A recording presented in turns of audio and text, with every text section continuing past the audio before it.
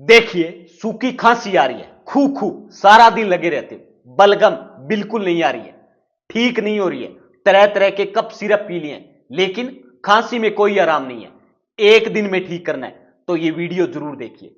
एक उपाय ऐसा बता रहा हूं, एक दिन में 2 बार ले लीजिए, छुटकारा मिल जाएगा खांसी से।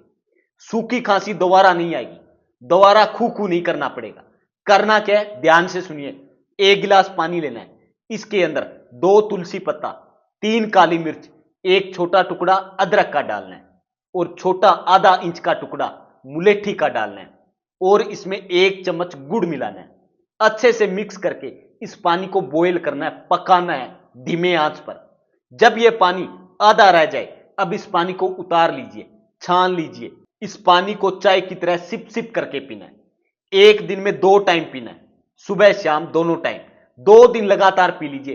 पहले दिन से ही आपको सूखी खांसी में आराम मिल जाएगा, छुटकारा मिल जाएगा सूखी खांसी से, दोबारा खू खू नहीं करनी पड़ेगी। जबरदस्त रिजल्ट है और इस वीडियो को ज्यादा से ज्यादा शेयर जरूर कीजिए। धन्यवाद।